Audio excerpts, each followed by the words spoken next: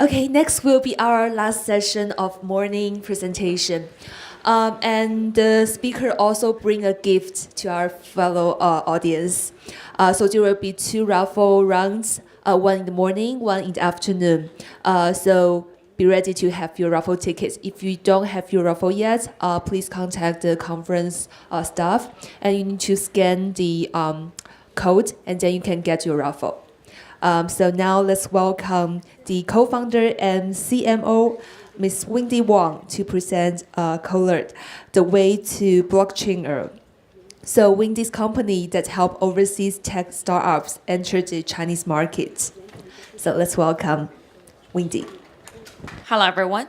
My name is Wendy. A little bit myself. I'm a 7-year entrepreneur in China. I used to work in PwC. Thank you. Yep. Used to work in PwC and coming back to find, all of the startup and entrepreneurship is very hot in China. So I have already worked for 5 different projects, and 3 of them either went public or acquired in China. So this is my 5th project, and we all from X will be, which is hopefully number one exchanges in China, and number 3 exchanges in the world. And all of the team, we were doing exchanges at least for 4 years, and now we're having this new project, and hopefully to be able to benefit to all of the cryptocurrency enthusiasts. So this is my topic, your way to blockchain era, and I'm the CMO of Coldlar. All right. So today I'm going to talk about the comparison of blockchain industry, the analysis of the blockchain accidents, because there have been a lot of accidents. The hackers, all the stolen, happens all around the world. So I wanted to analyze of that, and then later on, what is the solutions of the current safeties. I really wanted to talk about that.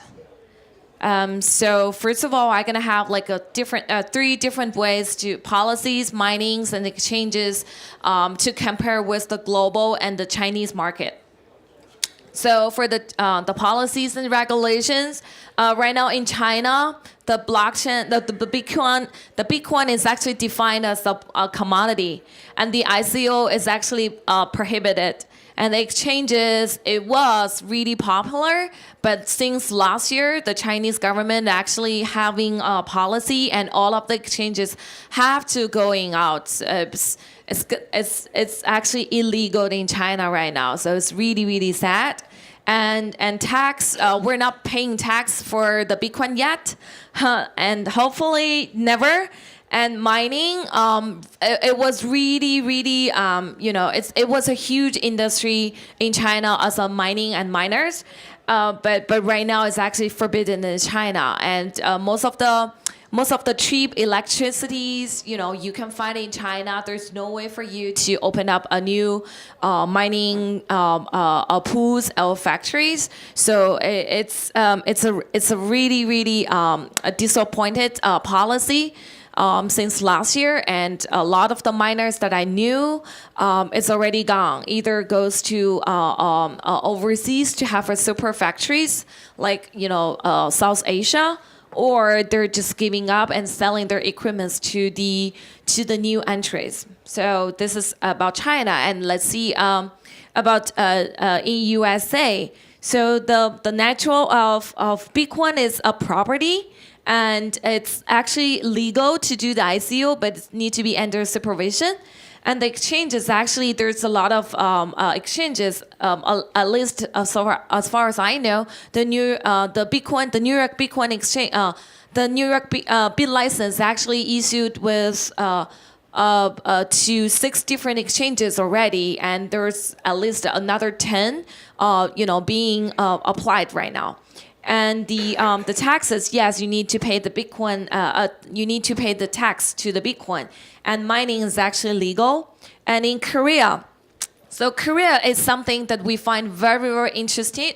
Like 5 or 4 years ago, China is a huge market, and Korea, there are a lot of financial workers in Korea that finding Bitcoin is really interested, and there being a lot of arbitrage and a lot of hedge fund happened in Korea because as far as I know, 4 years ago, the Korea government actually forbidden the traditional financial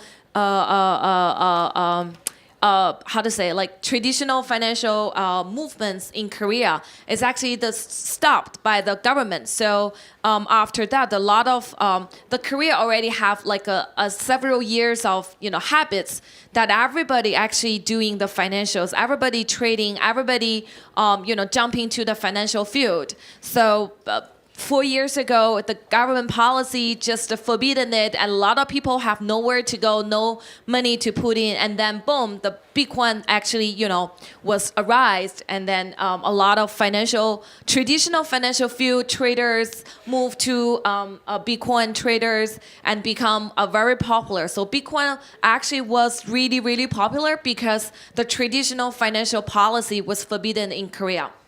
And the ICO is still forbidden, and the exchanges actually have a lot of licenses. You can actually apply the license in Korea, but you need to have a really tough and strict management. And tax, you need to pay tax in Korea for the Bitcoin, and mining is legal.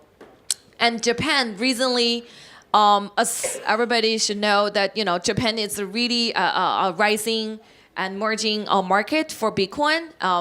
The government actually is supporting you to use the cryptocurrency, not only the Bitcoin and other different tokens that you can pay for your living, you can pay for your hotel, and you actually have the discounts. If you pay with your cryptocurrency versus your fiat. So Japan, that we're looking at it, it's a really smart country, and they're having a really supporting policies for the cryptos in there. So I believe Japan might be the next U.S. in the whole cryptocurrency industry. And for the natural of Bitcoin right now, it's payments actually. The ICO is legal but need to under supervision, and the exchanges you are able to have the license. Especially a lot of people around me, the Chinese exchanges, they're all going to Japan to trying to apply the license, but so far no one get it. And the tax is free for tax, and mining is legal. And there's another country I wanted to mention, which is Thailand. So you need to look at Thailand right now if you do a global market. And Thailand, we believe it's the second Japan in the whole cryptocurrency, because the government, especially the loyal family, actually really pay attention to the cryptocurrency right now. So if you plan to go Asia and you don't know where to go, Thailand is something that you wanted to check out. So this is the policy and regulation around the world. And about the hash pool, right now China have already occupied 80% of the hash pool workers. So as far as that a lot of miners is from China, not only because the electricity it's cheap, because the hardware actually, especially the chip, it's really the most important thing of the mining machine is the chip, and the chip is really cheap in China, and a lot of tech company are doing it, try to development a better hash rate chip. So that's why China actually have 80% of the workers in the world. But for the pools, we can see the BTC.com and Ant pools, and there is a Fish2 pools. Those are the pools basically running by Chinese, and they are very active in the whole pool system. So this is how I believe that Chinese have the cheap labor. Chinese have the motive to have the development of a better chip, and they have a cheap a cost to having a hardware, the mining hardwares. So that's why it's always, happen in China, which as long as it's making money, there are more people to jump into that industry. And the top 50 cryptocurrency exchanges, as far as we know, that U.S., Bitcoin was number one, and it's a leading company in the world. So U.S. at least have 10 in the 50s, and top 10 it's in U.S. And Japan, we have to say that recent years, Japan was a really increasing really fast, and it was like a really small and basically nobody. But right now it's jumping like a 6 legally exchanges. And China, I've been, in the exchanges industry for like 4 years. So I basically knew everyone who's doing the exchanges. So China was having a really good time. But right now it's really difficult because first of all, the policy, it's really, really not supporting that.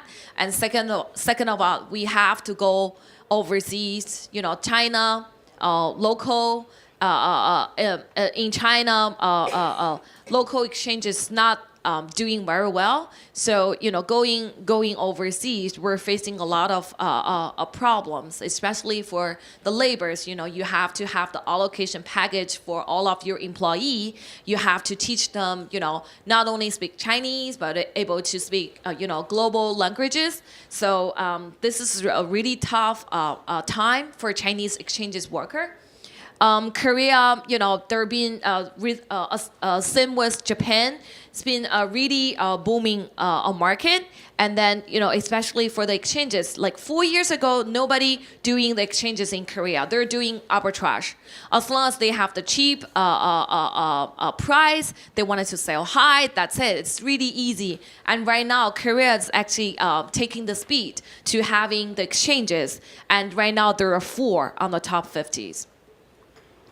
And the trading volume, so BitMEX, I just happen to know that guy. Arthur is a really good guy. He used to work in Citibank. He's a trader in Citibank. And then he, at the very beginning, like 4 years ago, he said he wanted to have exchanges. Nobody believed him because at that time, everybody are doing arbitrage, which is very simple. And they don't want to do a complicated interface. They don't want it to, really learn what is the K line is. So BitMEX was at the very beginning was really, really slow. But then he stick into the contract, especially the future contract. So right now he's the #1 future contract exchange in the world. And a lot of people, especially the second market traders, come to Bitcoin since last year. So a lot of second market traders are very addicted to using the BitMEX because he used to be a traditional trader. So that's why he's booming like recently this 2 years and become #1. And I happen to know his investor. He actually owns 94% of his whole company. He never got any invested, and his investor actually really proud that investing him when he was really, really, really small. So Behance is CZ. He recently just got on to the cover of Forbes, and he's really young, and he used to work in Bloomberg. He used to be a programmer in Bloomberg, and then he worked with Roger Ver as a blockchain.com as a wallet, online wallet, and then he joined OK as a CTO, and he helped OK Coin.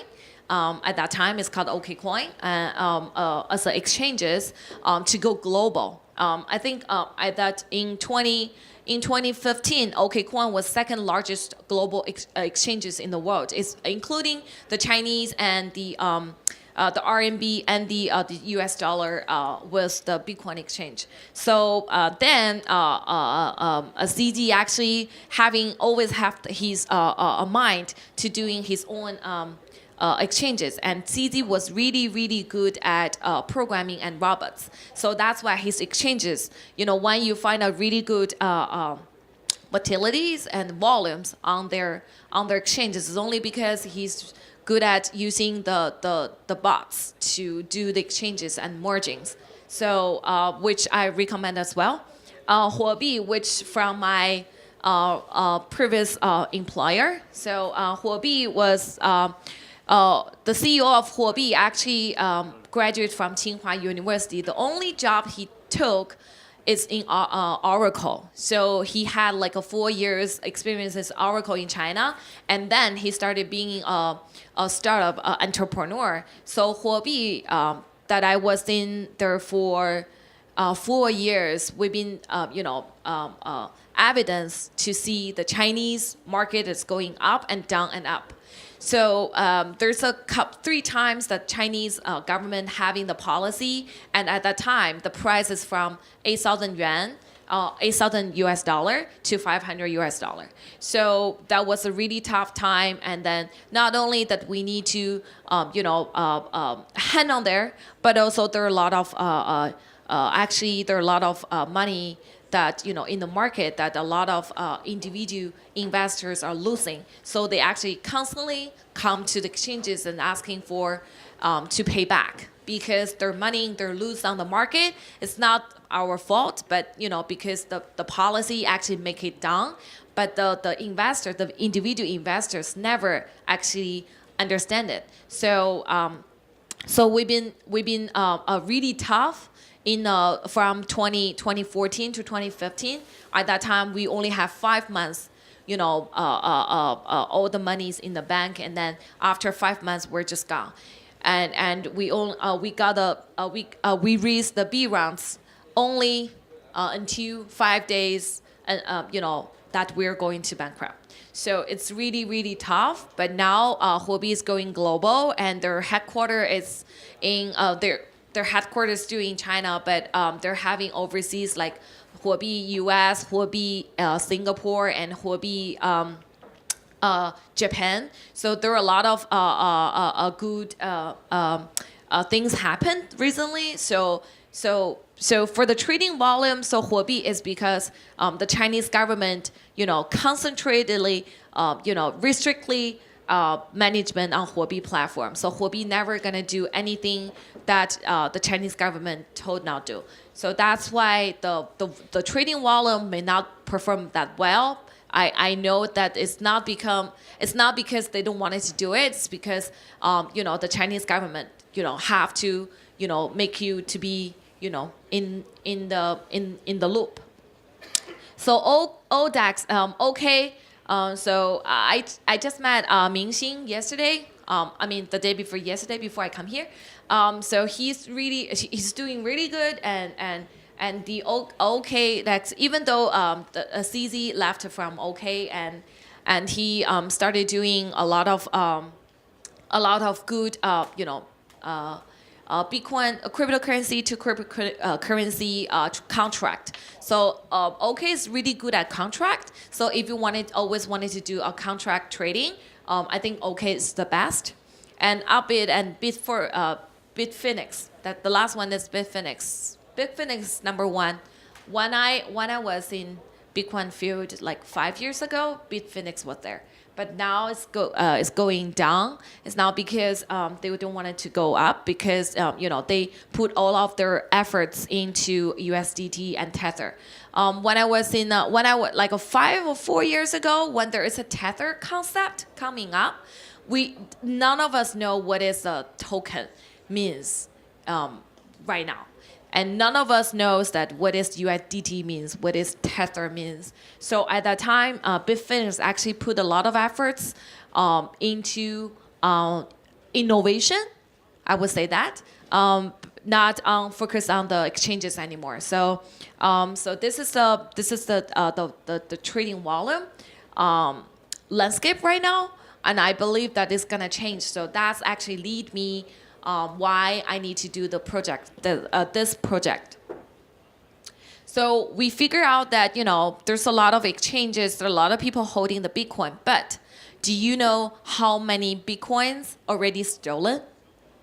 Does anyone knows that how many Bitcoins already stolen? 3.8 million. It's like almost 1/6 of the total Bitcoin. So basically, everyone have the chance that your Bitcoin might stolen. So let's look at the accidental loss since 2013. Okay, so there's a 2013 until the 2018. So at the very beginning, the Mongoose, March 2013, everybody know the Mongoose was stolen, and then April 2014, the Beater was stolen 110 Bitcoins of NXT, and BSTAM on January of 2015, BSTAM was stolen 19K BTCs, and August of 2016, BitMEX was being stolen 120K BTCs, and June of 2017, BTCE was being stolen 660K BTCs, and so on. All the BCE of OKCoin was stolen last month. So, which means that, not only you have the hacker, but maybe on the, exchanges, like centralized exchanges, you might have interface as well. Inner thieves in the exchanges as well. So, Mongoose, we find out, I just read a CoinDesk article the day before. So someone just find out that the Mongoose, 2 of the Mongoose remaining accounts just moved over 140 billion BTC 2 days ago. So it's supposed to be stolen, but it wasn't. It's actually an inner thief. So not only you're facing to the hacker, but also you're facing to a human that might stolen your cryptocurrency when you think it's safe. So this is the hard wallet market. So number 1 is Ledger. I hope, does anyone have Ledger? Yeah, most of the people. Yeah. Okay. Number 2 is Trezor. So Ledger and Trezor is very popular in the market right now, and I wanted to say that Coldlar is going to popular as well, and Coldlar is number 1 market. We're occupied 80% of the market in China, and we are just launched mid last year. In the last half year, we sold 20,000 items, and that 20,000 items actually hold over $2 million US dollar assets, digital assets. So what my point is, not only we really not selling that much, not like Ledger last year, 1 million items sold, and this year going to sell at least 5 to 10 times of that, which is like 7 million items globally. But we only sell 20,000, but we hold assets really much because we're facing to the not Bitcoin richer, but like a Bitcoin comfortable. I would say Bitcoin comfortable. If you have a 50 or 100 Bitcoin, you would ask yourself that's the ledger like a 100 USD, that value, the value of the wallet will hold that much crypto safely for you.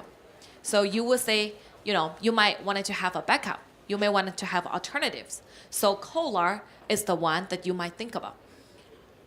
And why it's Coldlar? So the cold wallet, we're actually a cold wallet based on the cold wallet functions. We have no upgrade versions. So when you wanted to upgrade, like we say, there's a new coins that you wanted to have. Not only you will not have it in your current version. You need to buy the new one, which have a newer coins. But that's actually means that we never touch the internet. There is no internet upgrade or never touch internet. So that's why we believe that that's the best safety way to helping you to secure your cryptocurrencies.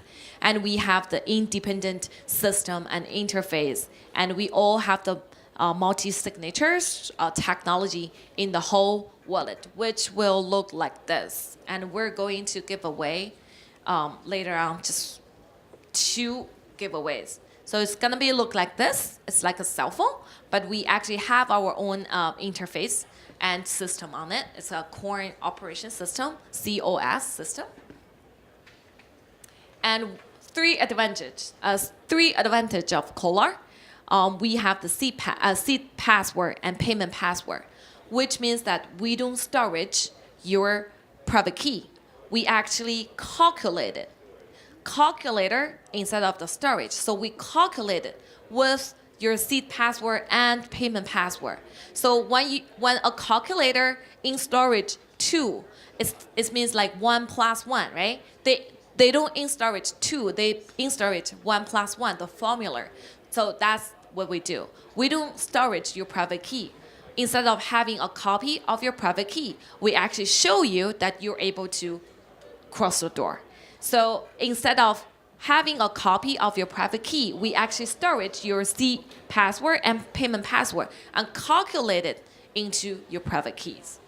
And also, we are cold wallet and hot wallet separated. So cold wallet will be this cold wallet, and hot wallet will be your app in your phone.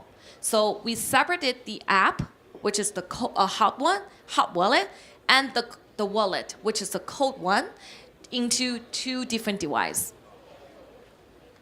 I have a video. I don't know if it could work.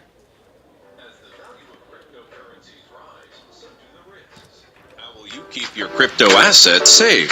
Coldlar, the world's first mobile hardware wallet, designed with a complete operating system and user-friendly interface.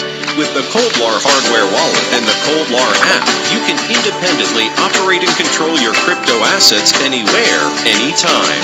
To ensure the highest level of security, the Coldlar hardware wallet is designed to work completely disconnected from the internet. Communications between the hardware wallet and the app are made through QR codes, which guarantees key code security and eliminates the risks of being hacked. The Coldlar hardware wallet also supports biometric fingerprint security for ultimate convenience. Support for more than 200 cryptocurrencies, including BTC, ETH, ERC20 tokens, Ripple, NEM, and others, make Coldlar the platform which supports the broadest range of crypto. Supported languages now include English, Chinese, both simplified and the traditional, Korean, and Japanese. Create an account, memorize your seed password and payment password. Then you are all set. Have the peace of mind that Coldlar will secure your crypto assets. Coldlar, we speak security. All right. Okay, so this is how it works. The separated with your cold wallet and your hot wallet in the app. So that's how it does. The only thing that we use is a encrypted QR code that communicates those 2 parts. Okay, so why that we are doing the wallets? So I wanted to mention that in the end that so we believe that centralized exchange will be in the past. So it's gonna be generation 1.0, but the 2.0 of the exchanges will be decentralized because the whole concept of blockchain is decentralized. So centralized exchanges, if someone want to do the exchanges right now, it's too late. If you wanted to do the exchanges, maybe the decentralized exchanges, it might be opportunity for you. So for us, right now, what we do is we wanted to secure your cryptocurrency because we are from exchanges. One of the biggest pain of being exchanges is we're making money on trading. We're not making money on holding your cryptos. But when there is a stolen from hacker, we need to compensate to the customers. That's our ethic. So when as an exchange, we were being like 5 different years, and then there are a lot of challenges in front of us. And this is how we believe that the wallet will be the 2.0 generation of the exchange. Because not only that we don't need to storage the assets on behalf of the investors, but also we will have our everything in our device. So exchanges was a software. and we wanted to have a hardware, which we believe it will be change the world. So this is all of the information for Coldlar, and thank you very much.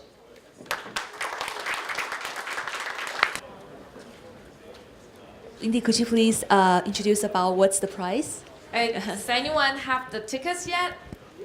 All right, great. Okay, so there's gonna be one this time, and then there's gonna be another one for the evening part. Okay, okay. Does anyone wanted to have it? All right, okay. All right. The whole number will be 7059641. Yay! Yay! No? Yes or no? Yes? No. Okay, one more chance for everybody. All right. Maybe another one. 7059605. Yes? You got it? Yes? Whoa! Congratulations. Yay! Great. Congrats. So that's worth for 100. Yeah. Okay. Right. Thank you. Thank you. Hope you liked it. Oh, okay.